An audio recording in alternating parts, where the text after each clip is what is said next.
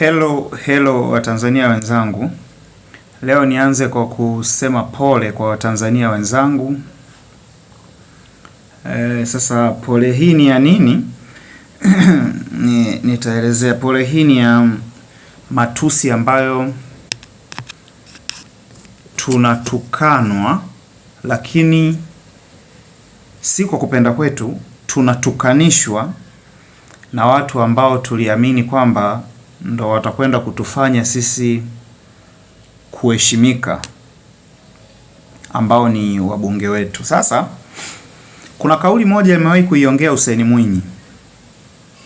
Hussein Mwinyi kuna kauli moja amewahi kuiongea, akasema hivi kwamba, namnukuu, mimi ninapenda sana mtu anayenikosoa kuliko anayenisifia, kwa sababu anayenikosoa ananifanya nitafakari zaidi, lakini anayenisifia muda wote ananifanya nisijue kama nakosea. Mwisho wa kumnukuu Dr. Hussein Mwinyi.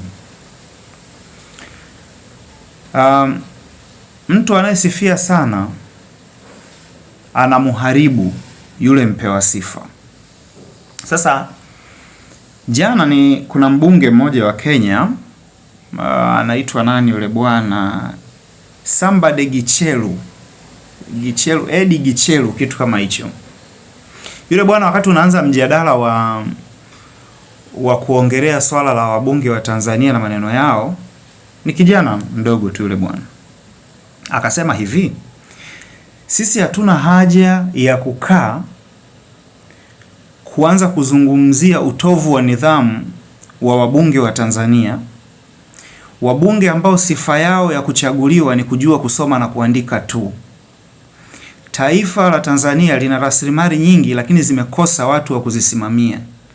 Ndiyo maana hata CAG wao akitoa ripoti ya CAG, badala ya kuhoji yale ambayo CAG ameyaongea, CAG anaitwa kwenda kuhojiwa kwa nini ameyasema yale. Yaani CAG akisema kuna matumizi mabovu ya fedha yametokea, anaitwa kuhojiwa kamati ya maadili, anaitwa kufanywaje, unaona, vitu kama hivyo. Kwa hiyo akasisitiza kwamba hawana haja wao ya kukaa kuwajadili wabunge ambao sifa yao kubwa ni kusifia tu, kila kitu ni kusifia. Kazi yao kubwa ni kuisimamia serikali, lakini wao jukumu lao limekuwa kuisifia serikali badala ya kuisimamia serikali. Kwa hivyo hatuwezi tukakaa kuwajadili watu wa namna hiyo, kwa sababu wabunge wenye sifa za kusifia tu na sio kusimamia serikali hawawezi kuwaza kitu kingine zaidi ya matusi. Kwa hiyo hatuna haja ya kuwajadili.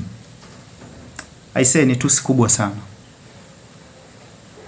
Ni maneno ambayo ukiyasikia kwa mtiririko yanavyoongelewa yanasikika kama maneno yana sound ya kawaida, lakini ni bonge ya tusi kubwa sana. Sasa kwa nini tunatukanwa hivi?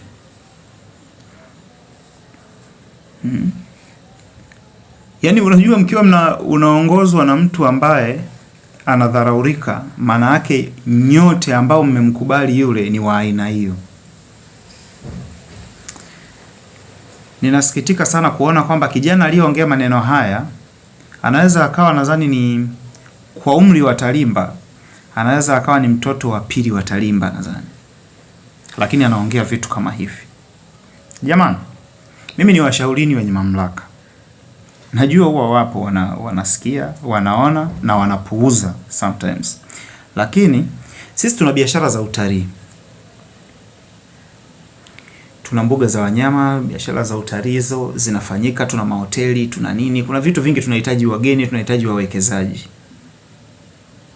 Anapotokea mtu akasema hii issue ya utekaji nyara inachafua image ya nchi yetu, msimuhataki. Mimi nilikuwa nategemea baada ya Gwajima kuongea vile, bunge lote lingesimama wakasema ni kweli hiki kitu kikomeshwe kwa ajili ya picha nzuri ya taifa letu.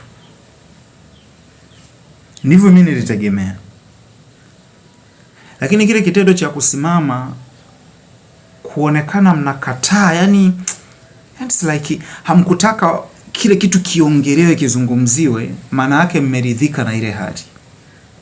Sasa kama Gwajima anakuambia kuna listi ya watu zaidi ya 80,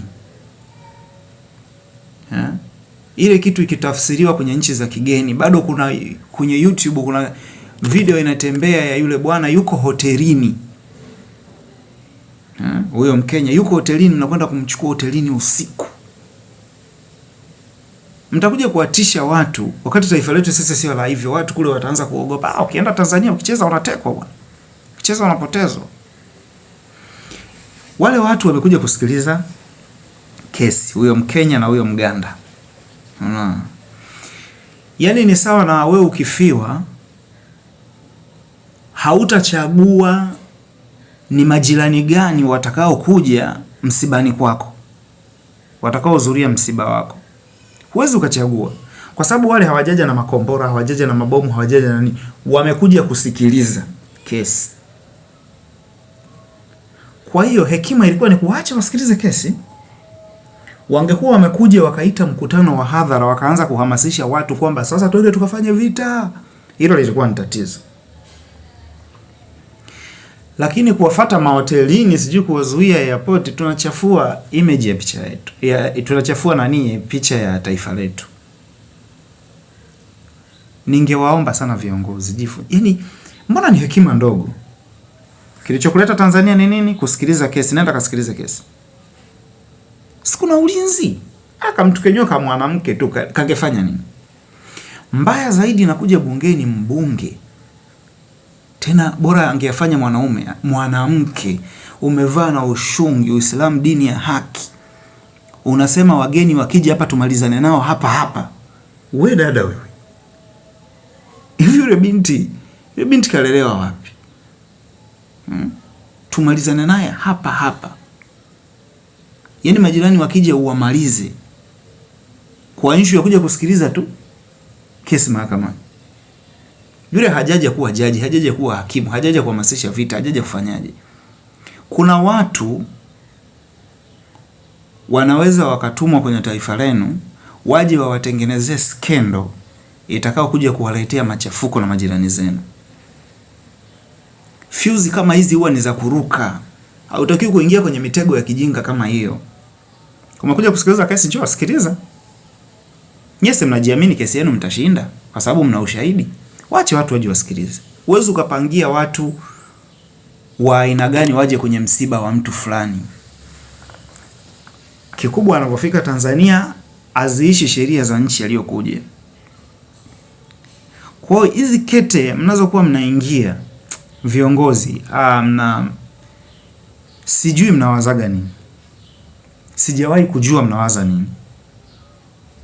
Hii kitu inasikitisha sana, ninairani sana, na ninaomba kama kuna watu wenye hekima wajaribu kuwashauri sana viongozi wetu. Wanaingizwa kwenye mikenge isiyokuwa ya maana, halafu mbaya zaidi wanajaa. Msikilizeni Hussein Mwinyi. Hizi sifa za kusifiana hizi zinawapoteza. Mimi niwatakia siku njema. Ninaumia sana ninavyoona taifa langu linatukanwa kwa ajili ya kundi la watu 300 tu, wanasababisha watu milioni 60 tutukanwa. Mwana siku njema.